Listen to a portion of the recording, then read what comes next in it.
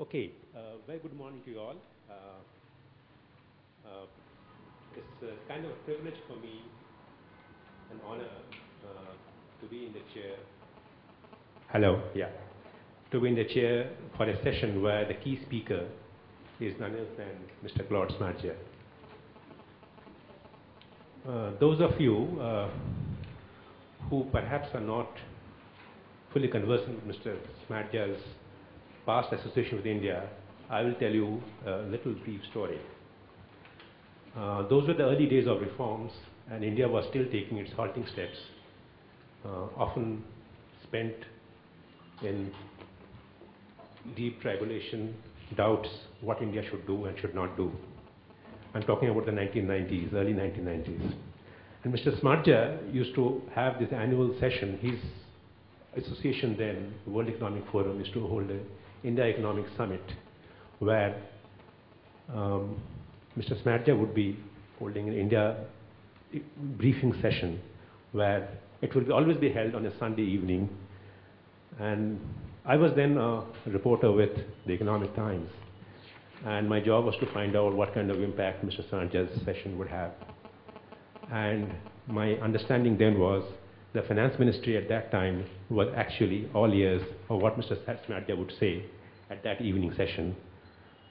And it was a session where he would be forthright, he would not pull any punches, he will say what needs to be said, come what may. That is Mr. Smartja. Today he is going to talk about a very interesting subject about the new world, new geography, and what it means for India. There are really three elements, as I saw at a quick glance at his lecture. The three elements, and the way I see it is we can neatly divide that lecture in three segments, which is first he will talk about the 5 major structural trends that are reshaping this global economic landscape. The second trend he will look at is what India should aspire for to find its own space there, and what is required if India has to be there at its appointed place.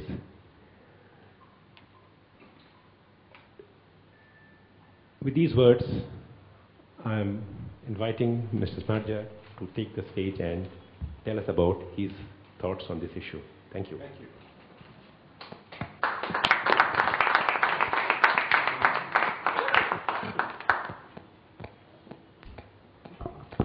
Thank you, Mr. Bhattacharya, for your very kind words.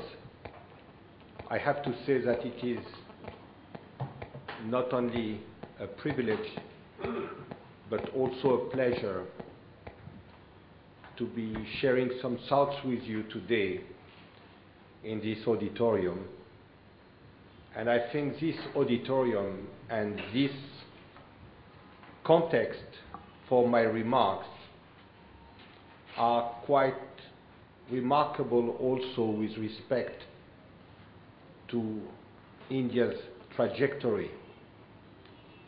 We are here under the auspices of the Aspen Institute, thanks to the very generous invitation of my dear friend Tarun. And I think the connection between India and Aspen Institute is one of the many illustrations, but also very symbolic of the way India is fast integrating, is already integrated into the global world, is part of this process of global thinking, which is so important. And at the same time, we are here in the WWF auditorium, and the strong presence of WWF India is a testimony of also the kind of thinking today where concerns about the environment, concern about sustainability are becoming a kind of sine qua non condition for progress and for social and economic efficiency. So it is really for me a privilege.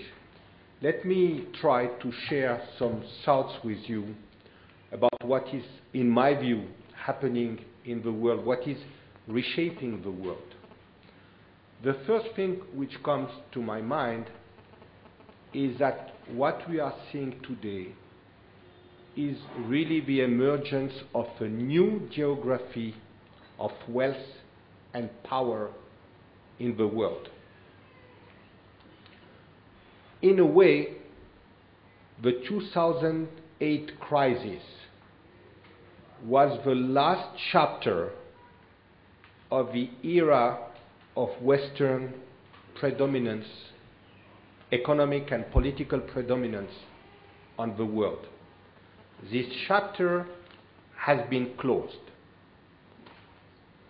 In the next 5 to 10 years, the developed countries, whether it is Europe, whether it is the United States, whether it is Japan, will be confronted with slow growth, high level of debt, high levels of unemployment.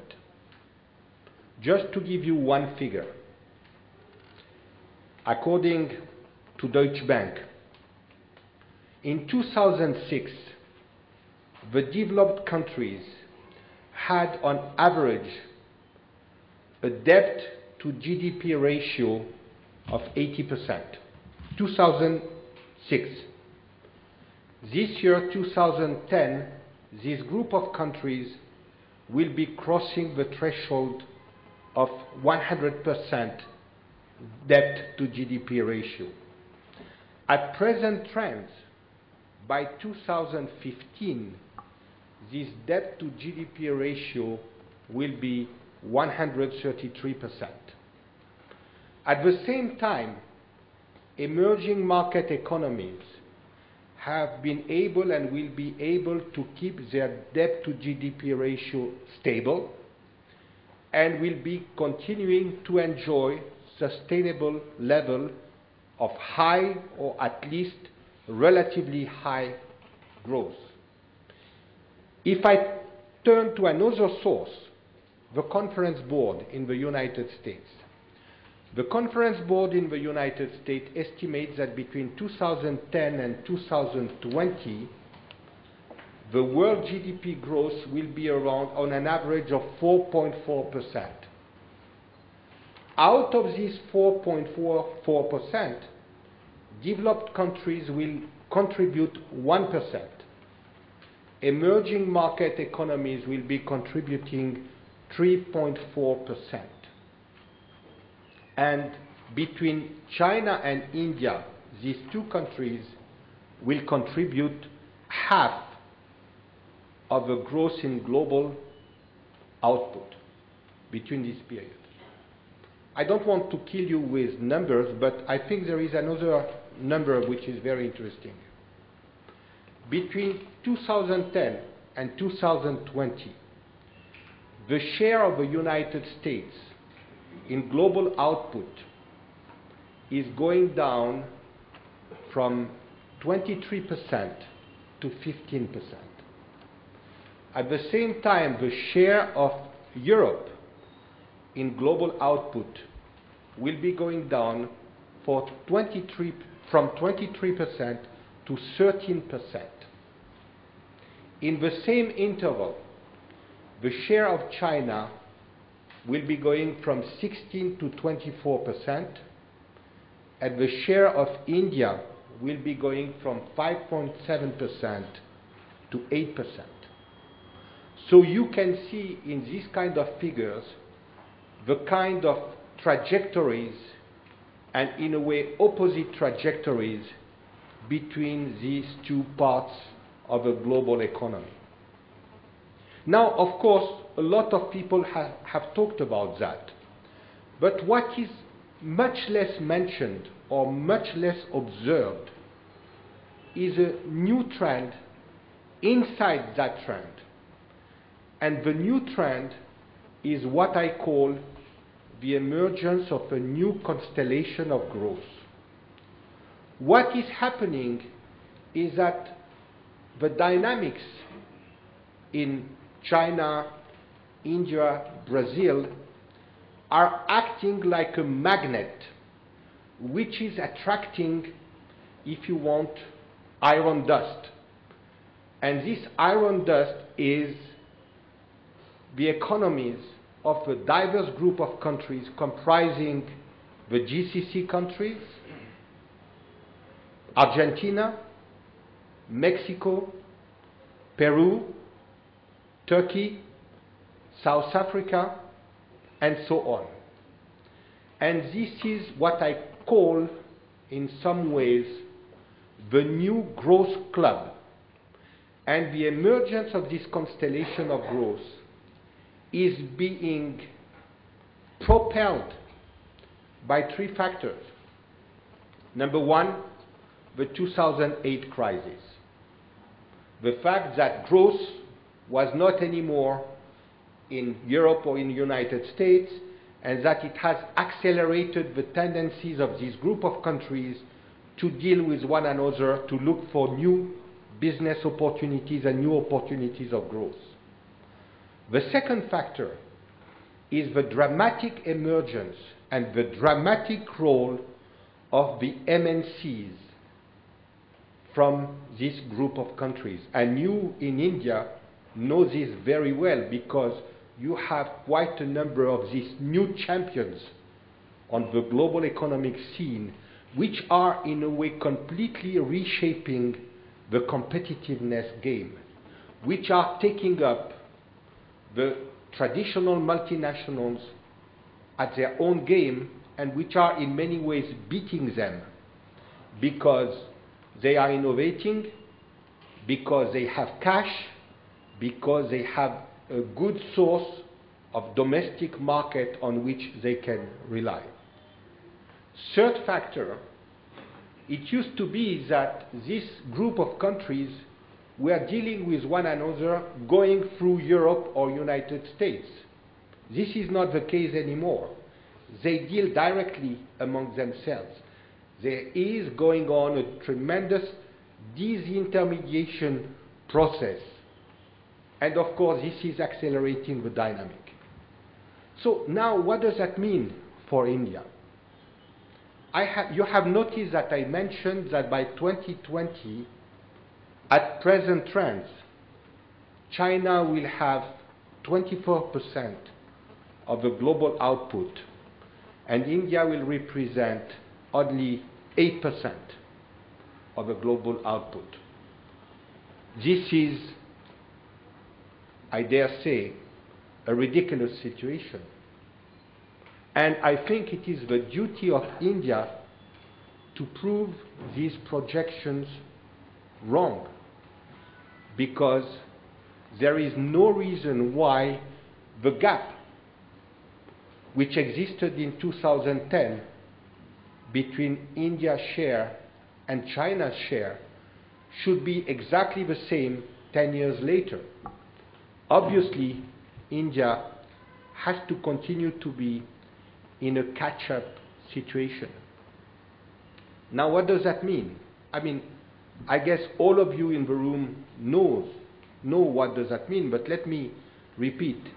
It means that to prove the projection wrong, India needs to have fiscal policies that are much more effective than they are today. India needs to get much better in terms of mobilizing and allocating resources, especially government resources. As you know, today, 41% of the central government budget are allocated to three things: the servicing of a debt, subsidies, and the military. 41%. This is not a situation which is conducive to creating the conditions for moving growth 2 or 3 notches higher. Quite simply because, and you see that very well, it means that there continues to be significant obstacle for moving much faster and much broader for increasing, improving the infrastructure of this country, especially in two critical areas, energy and transport. It means also that this country has to become much more attractive in terms of foreign investment. And when I say more attractive, it doesn't mean having artificial incentives for foreign companies to come. I don't think incentives work in the long term.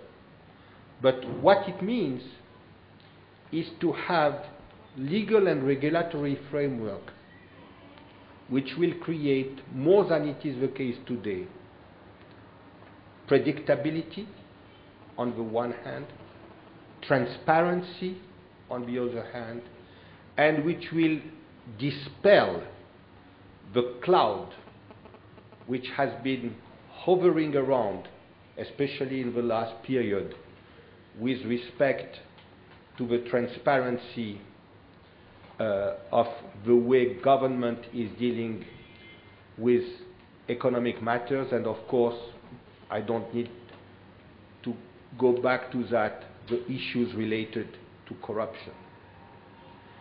This means also that India needs to have much more bang for the buck with respect to its education.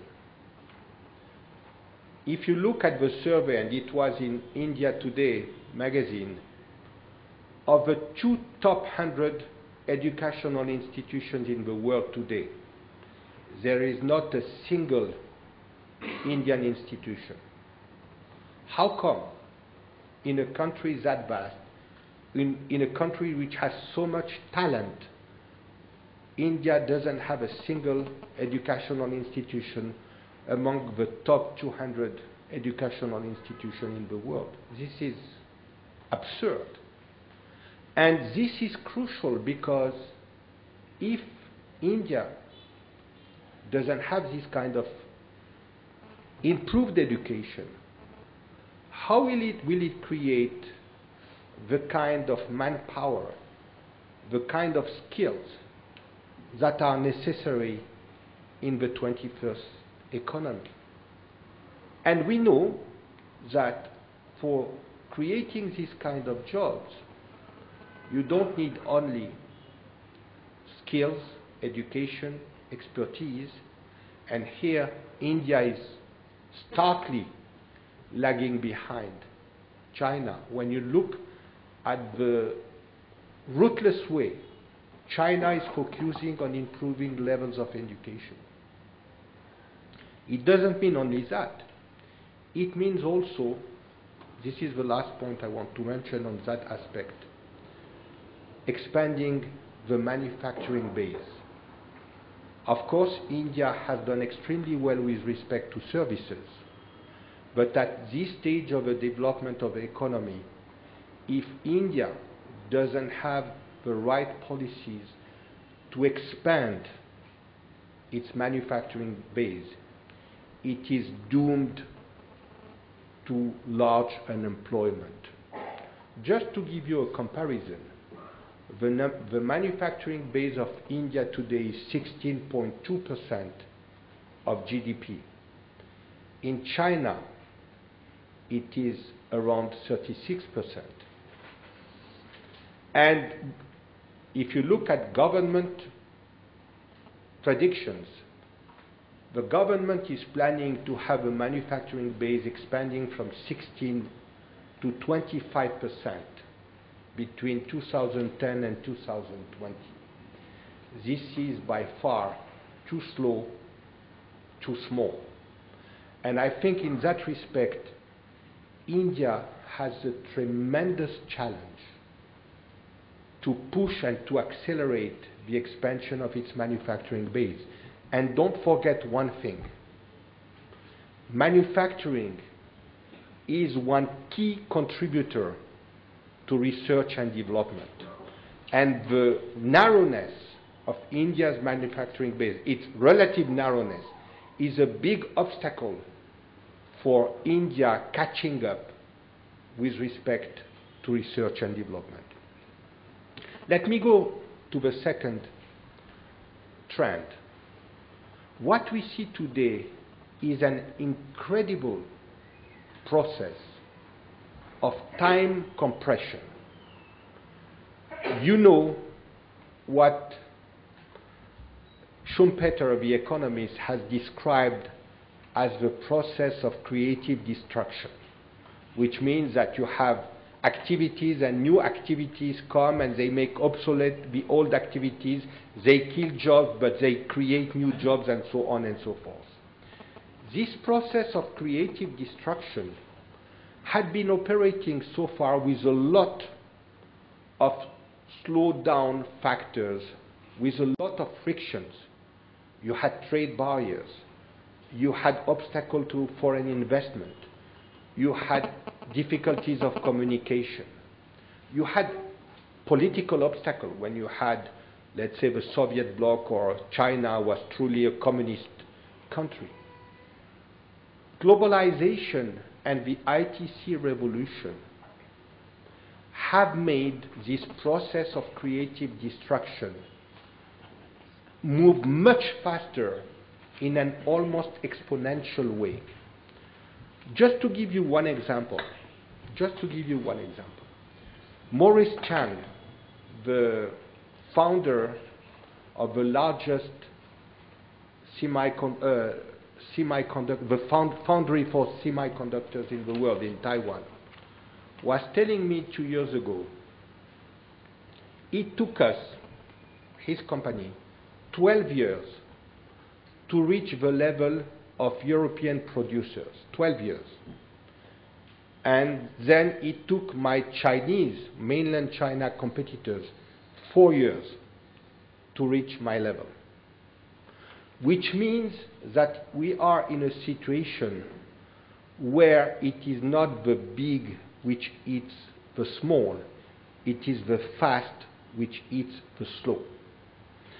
And this process of time compression has in a way generated another process that you see in India, that we see in China, which is that what I call time to knowledge has shrunk dramatically.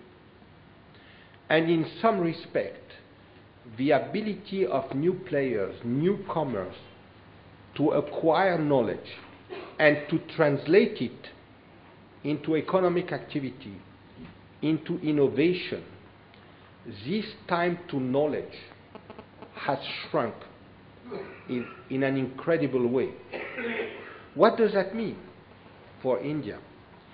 It means that India has, especially at government level, has to completely streamline bureaucratic processes, political, economic decision-making processes. The kind of time that it takes in India to reach decision on certain reforms, and we know that reform has been stalled in the last 4 years, the still discretionary power that the bureaucracy keeps having are today unsufferable obstacles, are an insult to India's economic potential. Just to give you an example, which is a symbolic example, you know better than I do, the Urban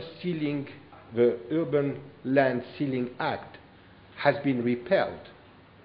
But I am told that there is still a bureaucracy, there is still an Urban Ceiling Act bureau in the bureaucracy, which means that, and you still need to get to that bureau, which means that although the law has been repealed, you keep this friction, this element of slowing down. This is just an example. Another example, if you look at the World Bank Ease of Doing Business ranking, out of 100 83 countries, India today is ranking at 132. It has made some progress. Before it was 137, now it is 132. But China is at 91.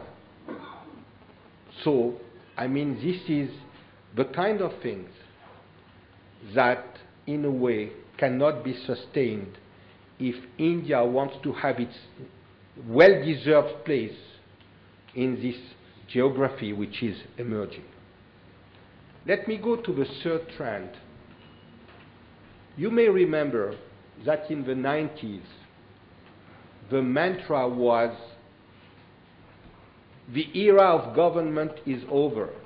Now, today, what counts is business.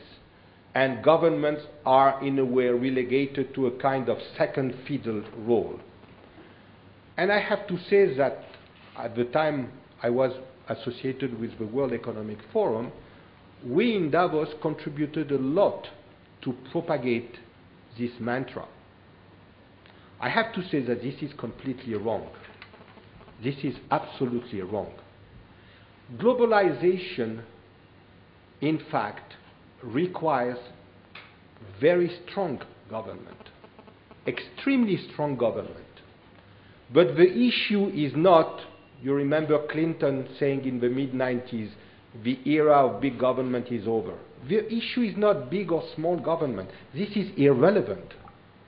The issue is whether you have efficient government that can use regulations, that can use their role to enhance economic competitiveness, or you have governments that use their regulatory power, that use their role to be an obstacle to economic efficiency. Singapore, just to take this example, has an extremely strong government, has extremely strong regulation. But this strong government, these strong regulations are a tremendous support for economic activity. And so, in a way, today, the issue of government effectiveness, efficiency, is absolutely crucial. Is absolutely crucial. The issue of political governance is crucial. Let me just give you one example, and it is a striking example. You all hear every day about Italy's predicament. And Italy in the last 10 years has been going down the drain. Why? There are a few reasons, but one of the reasons, in my view, is the following. Over the last 30 years, or 40 years, Italy's government was a joke. I used to say, maybe it is a little bit ruthless, that Italy is not a country, it is a joke. But the fact that government was a joke didn't matter for the Italian economy at that time, because the Italian economy was running by itself, was finding its own ways, and they could not care less about what politicians were doing in Rome. Because we are in this phase of globalization, and because Italy's government is so inefficient and so inept, today it has a big impact. And this is, I'm not saying it is the only reason, but it is one of the reasons why Italy today is going down the drain. And I think this is something that India needs to consider. In the last few years, in a way, India's growth has been what you might call growth on autopilot. There has been no government reform worth its name in the last 4 or 5 years, but nevertheless, Indian economy was moving ahead very well.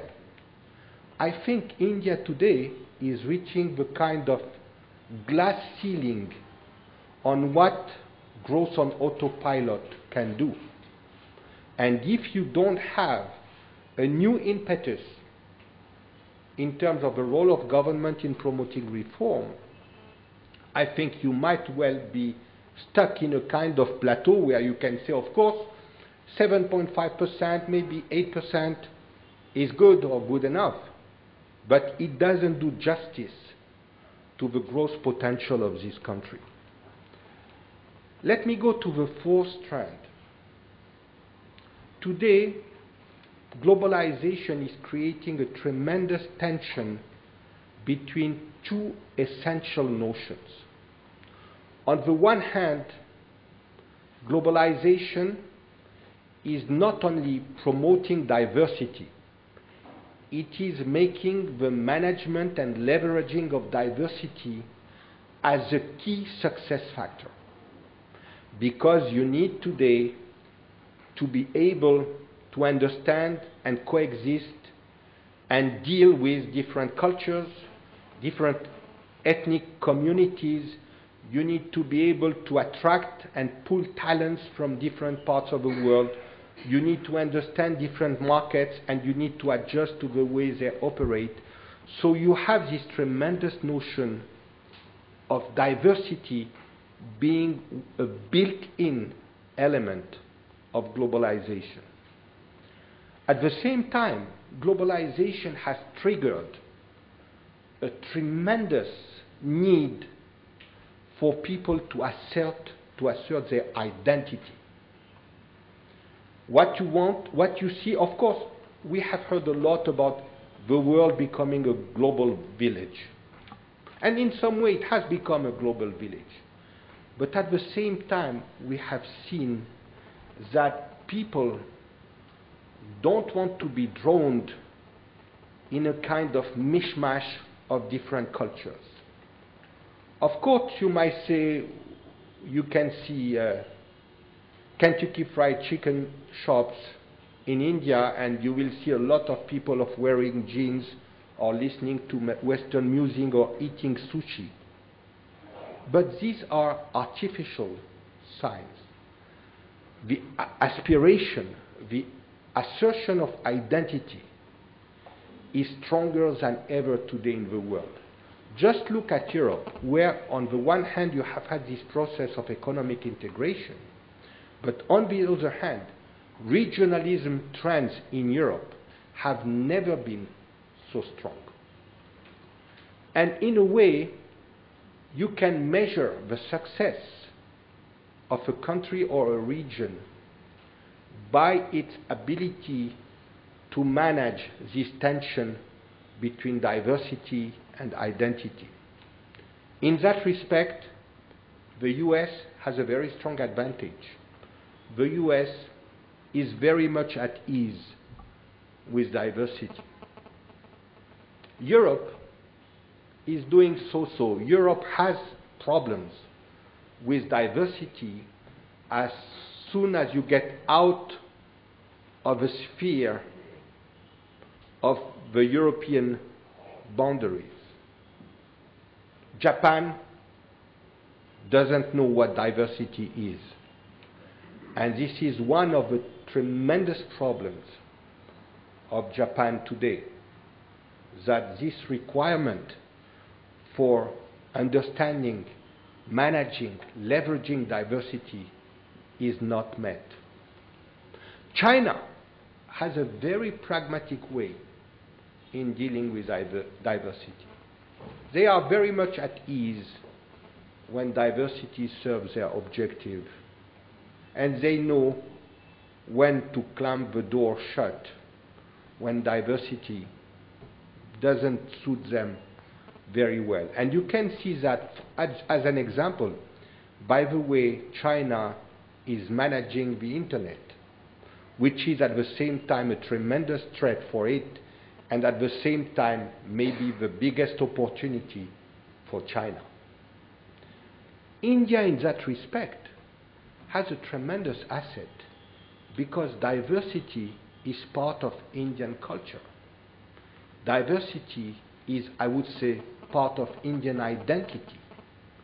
And so the question is, when a country with this kind of population, with this critical mass, has this notion of living with diversity, of managing and navigating diversity, how can India use this as an asset to bolster its position on the global scene? And this is becoming, and this question, this challenge, is becoming even more important because of one factor. Again, if I go back to the 90s, the notion was that globalization was equating Americanization. This is completely wrong. What we see today, and it is not only because of the geopolitical and economic decline of the United States, it is also because, as I said, because of this assertion of identity. What we see today is that there is an American version of globalization, but there is today a Chinese version of globalization. To some extent, or to a large extent, there is a European version of globalization. The question is, how will India in the coming years assert its own vision or its own version of globalization with respect to culture, with respect to what is called sometimes soft power around the world, with respect to promoting and projecting a vision of economic growth which at the same time will promote social cohesion? How will this element come to the fore so that India can have its role and its place on this new global scene that has emerged? Let me now turn to, I'm sorry, I'm speaking too long. Let me turn to the fifth trend. What we see today and what we will see more and more is ruthless competition for limited resources. When I speak of limited resources, I speak about, of course, energy, raw materials, food, talent, because everybody is trying to grab talent around the world. What we have seen is that on the one hand, the emergence of China and India, meaning 2.6 billion people becoming new players in terms of consumers and producers. What we have seen with the emergence of a middle class in India and China has created a tremendous pressure on demand of almost about everything. If just you look at some figures, in 2005, there were in the world 600 million motor vehicles. By 2025, 20 years later, it is expected that there will be 1.4 billion motor vehicles in the world. And even if you say that energy efficiency will increase, even if you say that you will have hybrid cars and electric cars, it means that it will be tremendous pressure on energy resources. And you need to add to that a very important other factor, which is a mega trend of our world, urbanization. As you know, in 2010, at the beginning of 2010, the world has crossed the threshold that 50% of the world population now is urbanized. Now, when you come to think of it, when people are urbanized, especially in emerging markets, they consume between 3 to 4 times the amount of energy that is consumed in rural areas. 3 to 4 times increase. At the same time, the building of this infrastructure for fast urbanizing areas means tremendous consumption of steel, cement, this kind of material, which are very energy intensive to produce. Now, this is energy, but I would almost worry more about water. In the last 50 years, water consumption has increased at twice the pace of the world population increase, twice the pace. And in the last few years, this trend has been accelerating. Today, there are 1.2 billion people in the world, out of the 7 billion in the world, living under conditions of water scarcity. By 2020, there will be 1.8 million, an increase of 50%. And in my view, the water issue is much more difficult to solve than the energy issue. Now, when you turn to raw materials, we have seen the grab for resources that China has been doing in the last 15 years. We have seen China moving around the world, especially in Africa, to grab resources, to secure supplies in energy, raw material, food, among other things. But it is not limited to Africa. China has been acquiring raw material sources of supply, mines, in countries like Indonesia and Australia. And of course, India has joined this process. For instance, India has now a very active policy in Africa, and in some respect, India's policy in Africa is much smarter and much more sustainable than China's policy, because in a way, India is dealing with Africa in trying to create partnerships, in trying to provide aids, as I guess there were $5 billion committed by India to African project. Of course, China will build an orphanage here and a stadium there, but I don't think that in the long term it can build for China the kind of goodwill that it will need to have in Africa. So I think China might run into greater difficulties than India, and in that respect I think India's policies is much more far-sighted. But despite that, this grab for resources, for securing resources, Europe now is redoubling efforts in Africa.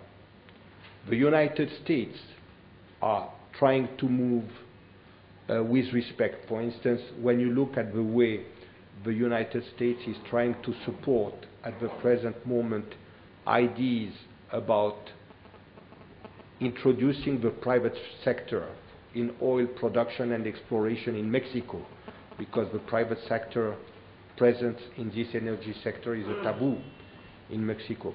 It shows that they are really trying, and you see what is happening with shale oil and gas. So you see this grab for resources. And of course, as the world is looking for limited resources, everybody who has them will use them as a power tool, as a tool for pressures. Just remember how China decided to restrict exports of bauxite and magnesium in 2010. And this led many countries to issue complaints to WTO. Just remember what China did as a retaliation to Japan because they had a naval incident. China put an embargo on its export on rare earth materials to Japan. and rare earth materials are crucial to all kinds of industries, especially in the IT, high technology sector, but even for cruise missiles. China today has only 33% of the world reserves of rare earth material. But because these reserves have been put out of use, for instance, in the United States, China today controls 97% of the world market for rare earth material. And one domain where this advantage will be very significant for China is with respect to lithium batteries. Because when you speak, for instance, about electric cars, you cannot have electric cars without lithium batteries. So in that respect, whoever controls supply sources of this kind of material, whoever can acquire the technologies that will allow either to bypass some of these raw materials or limit their use in a dramatic way, will be really at the commanding heights of the global economy. And what does that mean again for India? Of course, you might say India has been very active, especially lately, with respect to promoting alternative energy, especially energy with wind, solar, biomass. Of course, you might say you have some jewels companies with respect, if I take, for instance, Suzlon. And the government has been setting an organization to promote alternative energy. So there is a lot of effort. But I think India needs to watch very carefully what China is doing in that domain.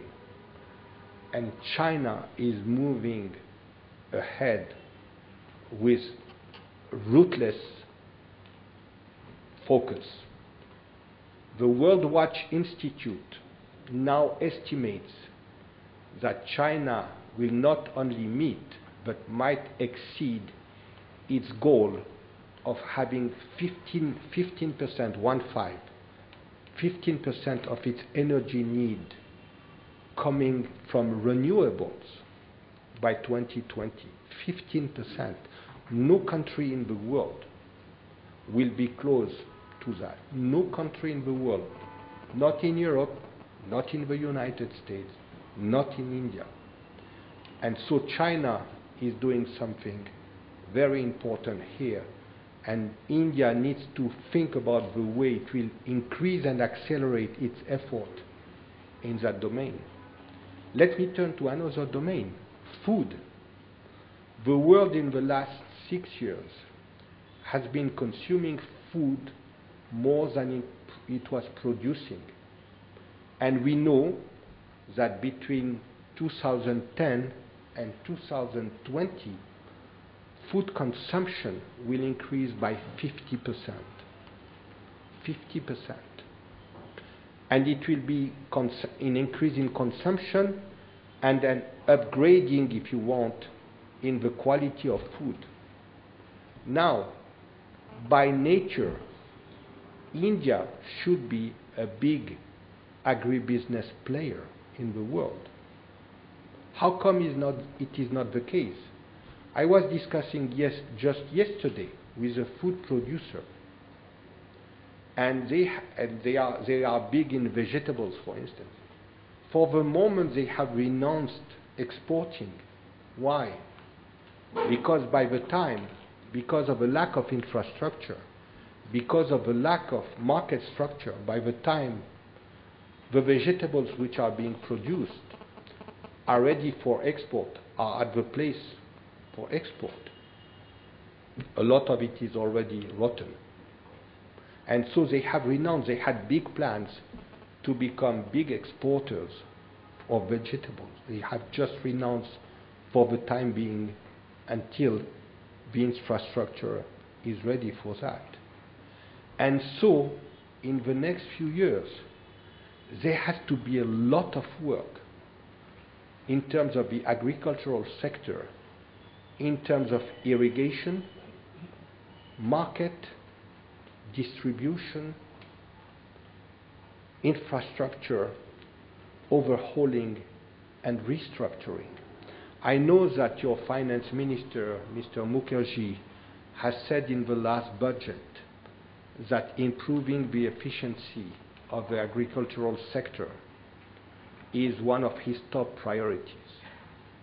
But I have to say that until the obstacle which exists, the completely distorting nature of subsidies, the export bans which exist on some domain, the reform of the production and the way the supply chain is organized, and you know all the issue about the retail sector in that sector.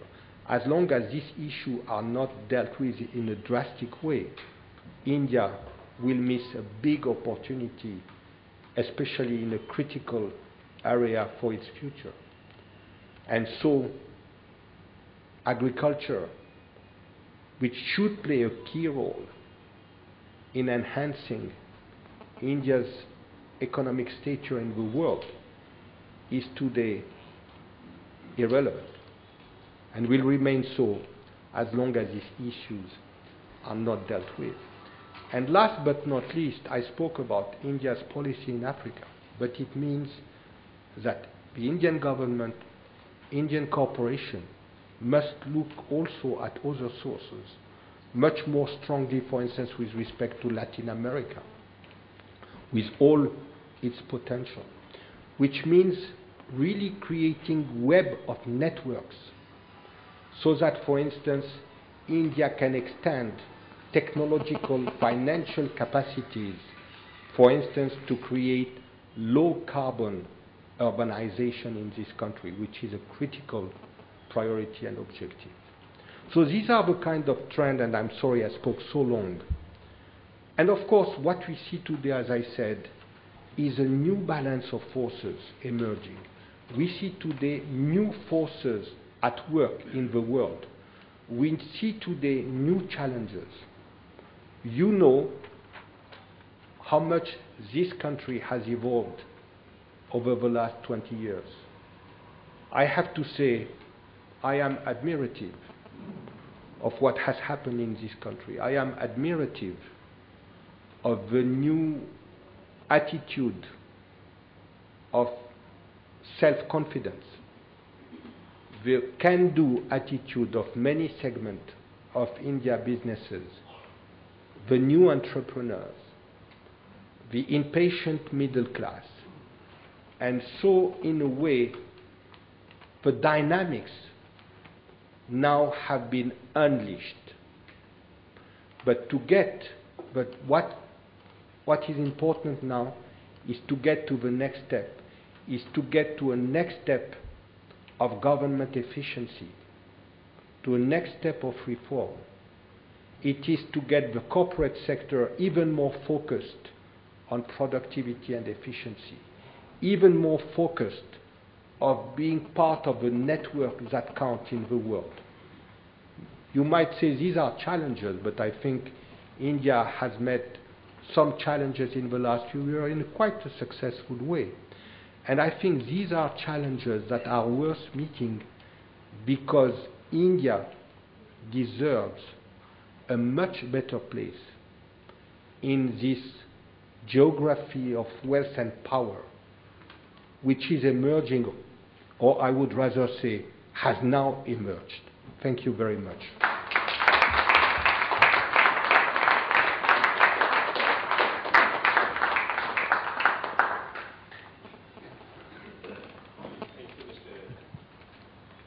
Thank you, Mr. Smarja, for this excellent, invigorating presentation on the issues that you talked about. Before I throw it open for question and answer session here, just wanted to draw your attention to two specific points, very interesting points that you raised. One was you talked about how globalization also means strong government. And my observation and question, if you wish to respond to that at some point, is that in India, the debate is somewhat different right now. We are talking about how the size of the government can actually be reduced. As you know, percent of government's budget, annual budget, is actually spent on government salaries alone. And the number of people central government alone employs is close to 3.3 million. I am not counting the government teachers, the government, other state sector. So my question or observation would be that what is the linkage between strong government, efficient government, and a globalizing economy? That's number one.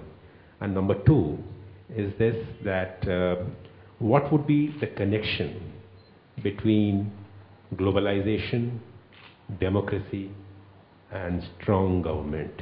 You refer to Singapore as an example of a strong government and a globalized economy doing well.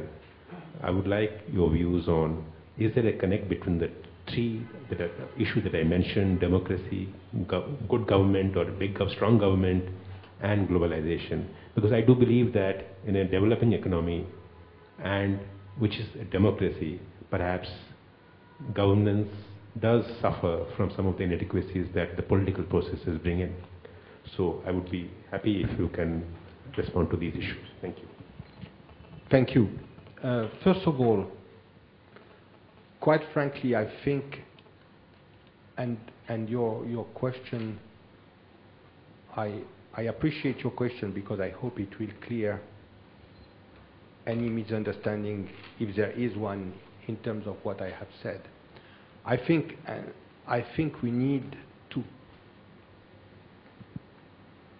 not confuse between strong government and bloated government. In fact, a bloated government is not strong. A bloated government is inefficient.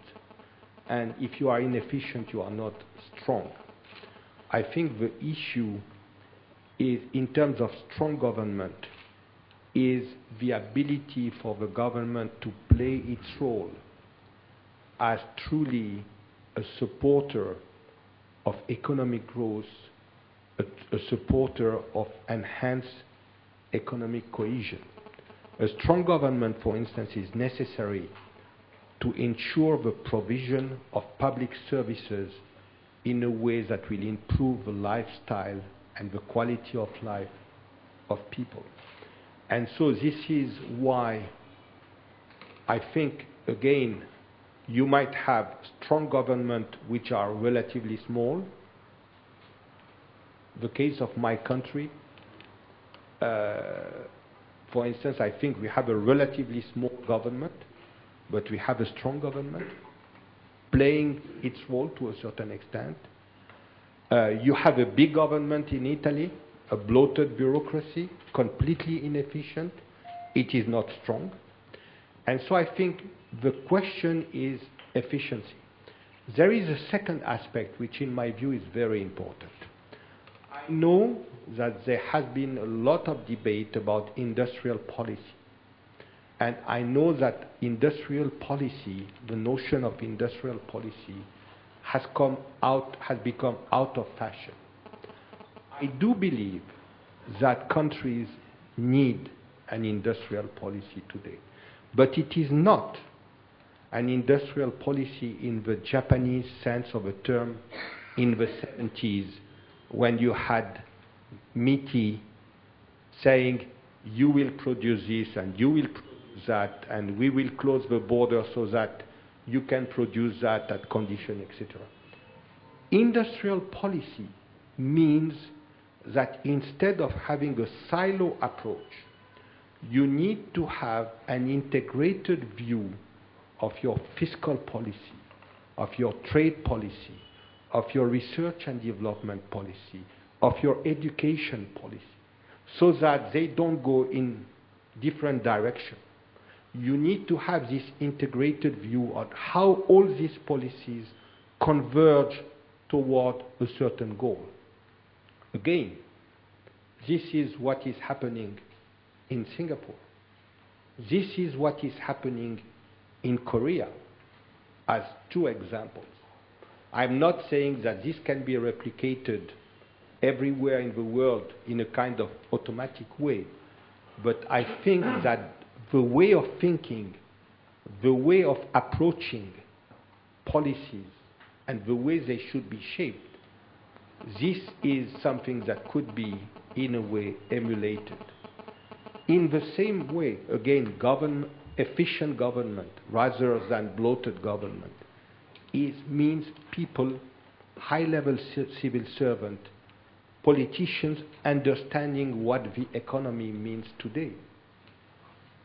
This is absolutely crucial. Just to give you one anecdote, I heard it from two sources, one from the WTO bureaucracy and one from a negotiator at the last round liberalization agreement.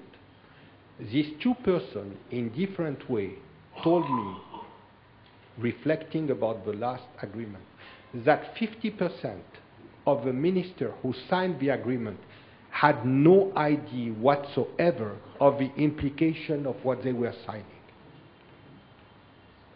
And again, I mean, this trade has become so important that it should not be left anymore to trade ministers, which is, but this is what we are talking about. The second question that you are raising is a very perplexing question.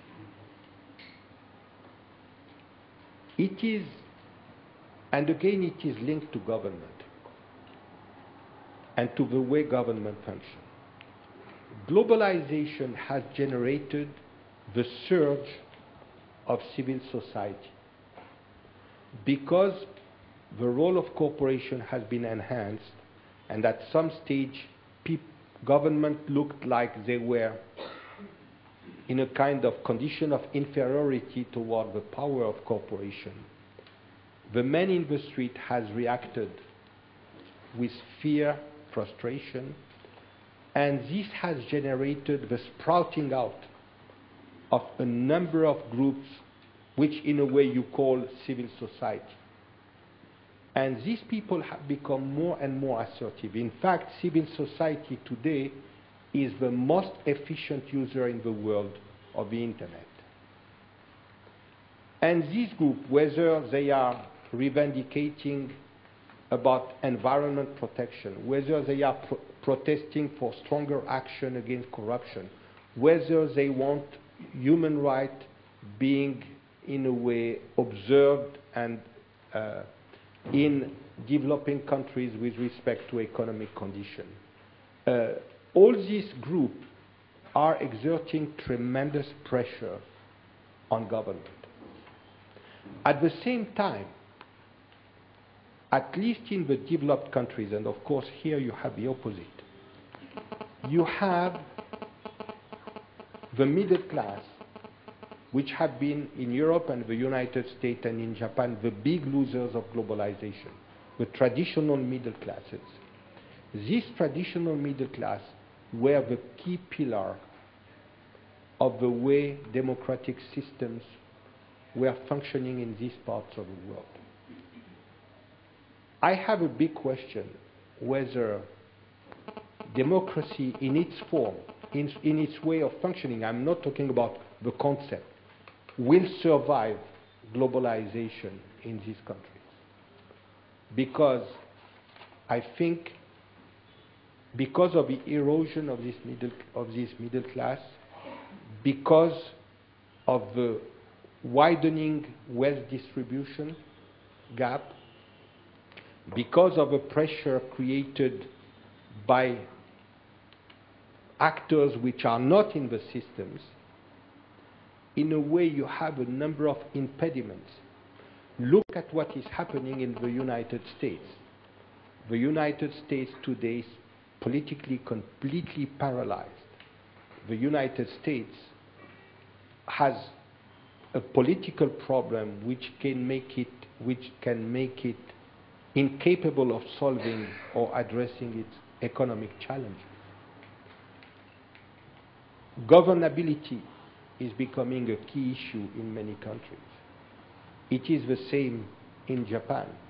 In Japan, it has different causes, but nevertheless, this is one of the causes. So that's... But we have some time.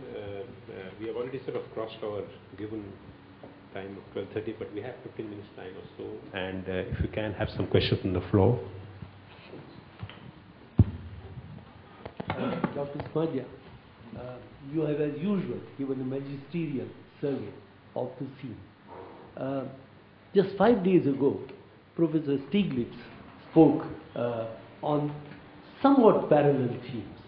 But there is one issue that you perhaps left out, and that is the issue of distribution, distributive justice, or income distribution within countries. If we look at China and India, the Gini coefficient, which measures distribution, China's Gini is about 0.47, which is considered very high. Anything above 4 is considered very high. India's figure is about 0.38. Do you have any thoughts on this dimension of how income distribution within countries might affect growth? Thank you. My name is Kirshan Rana, former diplomat, now a teacher and author. Thank you. Thank you very much. I think you are touching a very important point, because in a way this wealth, the widening of the wealth distribution gap, not only in China and India, but if you take Japan, this was an issue which was non-existent 10 years ago. It is today a very big issue in Japan. If you take Europe, this is the same problem.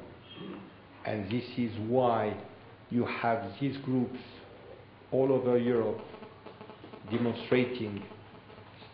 If you take the United States, this is the same phenomenon. This is one of the biggest issues, and I was alluding to that in my answer to Mr. Bhattacharya. I think this is one of the big issues that we are facing.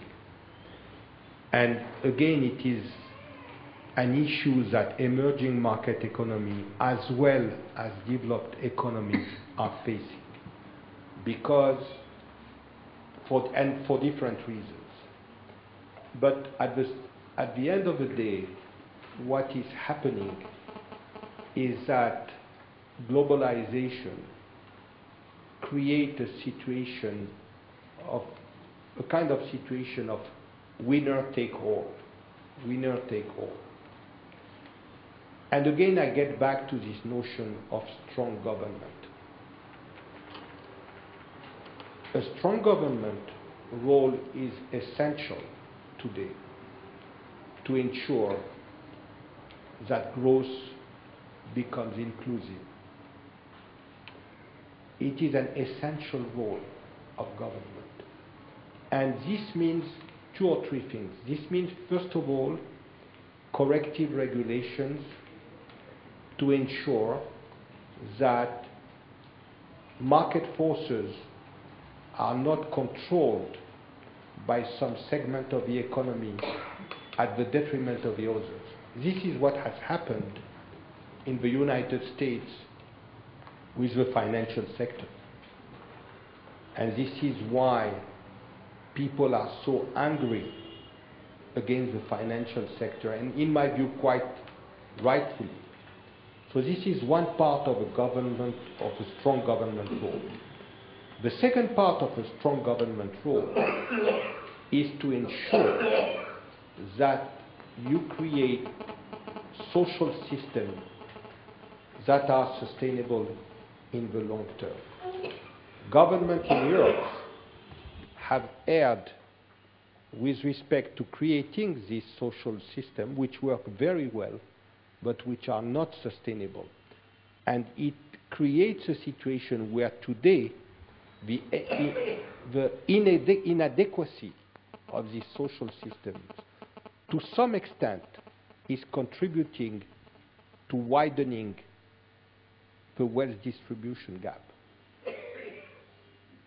Because, for instance, if you take labor protection in some of the countries, they have become obstacles to, or barriers to new entrants coming into the labor market, because in a way they protect those who are inside and cannot be laid off or whatever.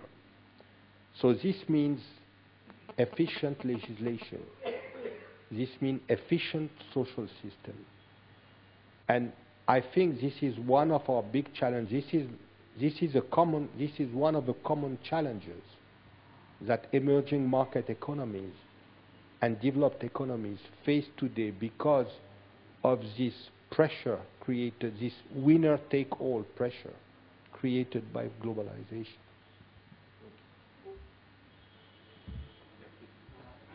Just one question. It ties up with the point the chairman made about globalization, democracy, and strong state.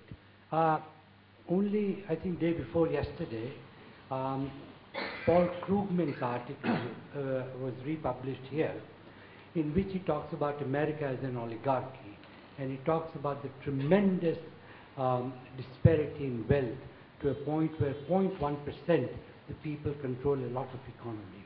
Now, what I want to ask you is globalization then such a benign process as is made out, or will there be more and more such questions, the questions that Paul Krugman asked, in many other countries, whether democracy is compatible with the kind of globalization that is going on at the moment?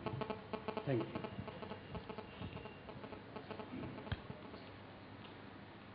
I would like to link up my answer to what I said before. I do believe that there are versions of globalization that will make countries more sustainable, more successful in the long term than others. I don't see, in a way, a kind of regression process with respect to globalization. Globalization will continue to move forward,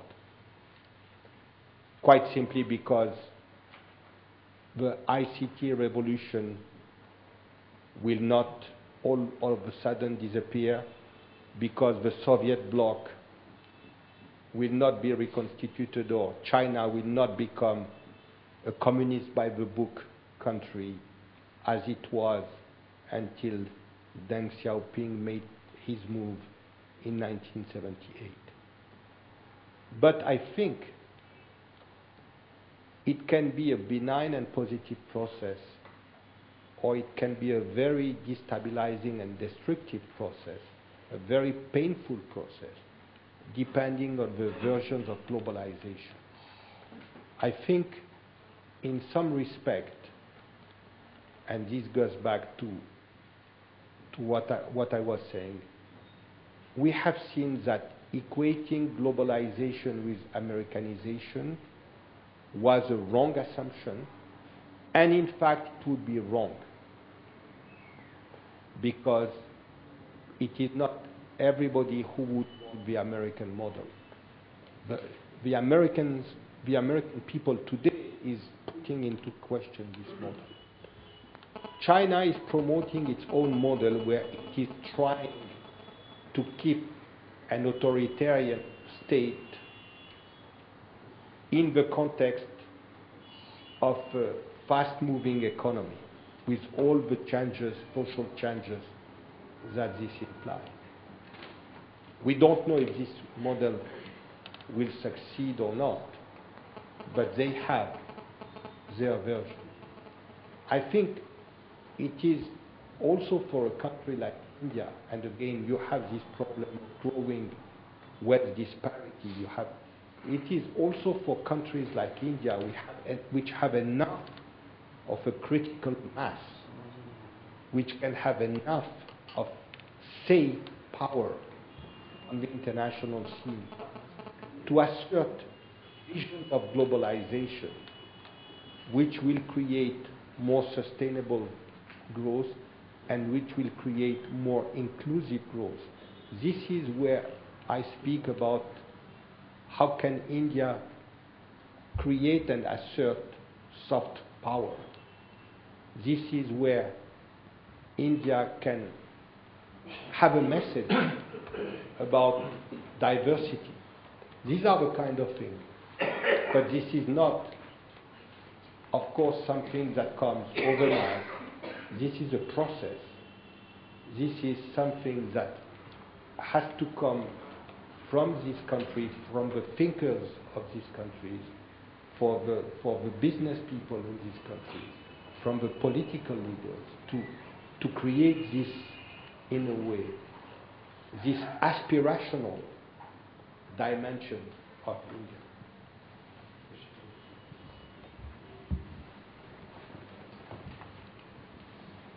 I am Ramanujam, an educationist and a professor. The very objective analysis that you made in your speech clearly indicate the trends at the national level and at the macro level. Whether it is Krugman or Stiglitz, the concentration of the wealth is the reality. Distribution is the problem. And whatever be the aspirations of countries like India, whether it is energy, we have Kudankulam and other misconceptions, possibly perceived threats. Education, we need to have at least 1,500 universities, but much is happening. Food is a breadbasket, India, but then the fertile land is virtually being turned into concrete jungles. And of course, health, probably you didn't mention it, that is also basic. Now, when we look at all these things, taking your own examples from Italy to US to other countries like Greece, Spain, and others, could we conclude that like the predominance of the US economy has come to an end, perhaps Keynesian economics and the welfare state concept have also come to an end, and we have to look for alternatives, not in terms of individual countries, but alternatives in global terms. I would like to have your views on that. What would you mean by alternatives in global terms? Whether it is the sustainable society or a democratic government, because strong government can also be a dictatorial government. In the name of governance, in the name of efficiency, it is possible the governments can step on the individual freedom of people. Civil societies may be tolerated for some time, but when they become more active and vigorous, probably there will be efforts to curb the activities of civil societies.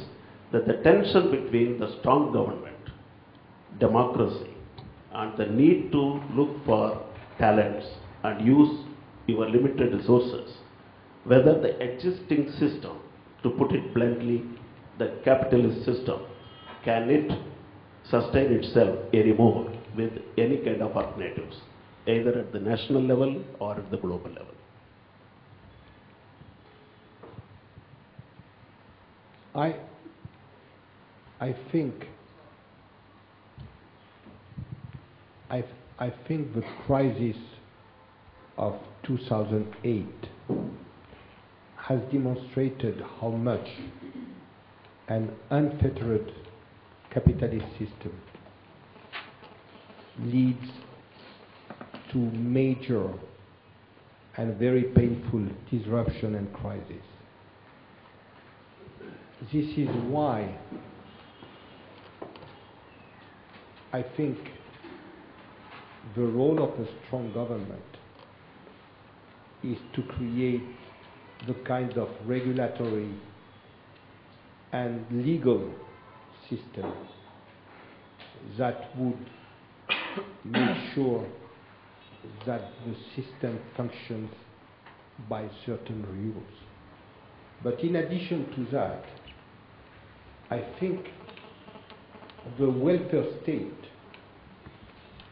has to exist because it would not be acceptable in any developed society that people would be left completely vulnerable to changes of fortune, put it that way. The issue with the European welfare system is that it has become so encompassing that it is not anymore financially sustainable. And it has led to tremendous abuses. You know this true anecdote. It is a true anecdote. When Schröder, former Chancellor of Germany, introduced laws to restrict the rights of unemployed workers in terms of the amount of money they receive and the time at which they receive this unemployed allocation. One clever journalist said, oh, by the way, Schröder's brother is unemployed. And so I want to call him and get his reaction to the fact that his brother just passed a law that will limit the money and the amount of time during which he received this money as an unemployed person. They could not reach Schröder's brother. And you know why? Because he was on holidays in Mallorca. It is a true anecdote, which shows that welfare systems are good, but you need to create ways so that they don't become a kind of bottomless pit. This is the problem that Europe created for itself. This is a lesson for countries, and this is again the role of government, of a strong government, to make the balance between different interests. Union would want the most encompassing system. Industry would want the most limitative system, and so on and so forth. And you need to have a government that can, in a way, really make the balance between all these interests and create something that is sustainable. This has not been the case in Europe. They are paying very dearly for that at the present moment. But this is not a condemnation of welfare system. On the contrary, in my view, these are absolutely necessary today. Unfortunately, we are out of time. I don't think, I know it was a very liberating session, but all good things come to an end. I apologize, I spoke for too long in my presentation. It's all right. I mean, it was a very liberating session, and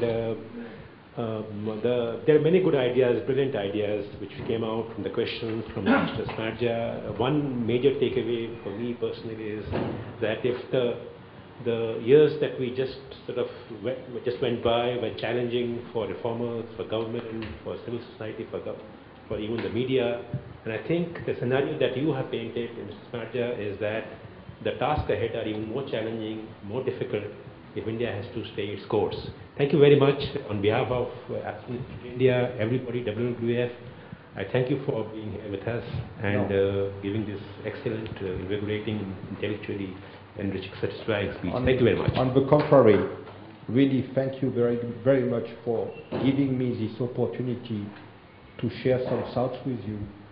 India is a country which is extremely dear to my heart.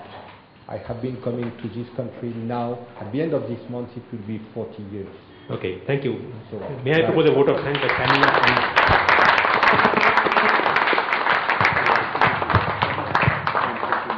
Please join us for refreshments at the back. Thank you.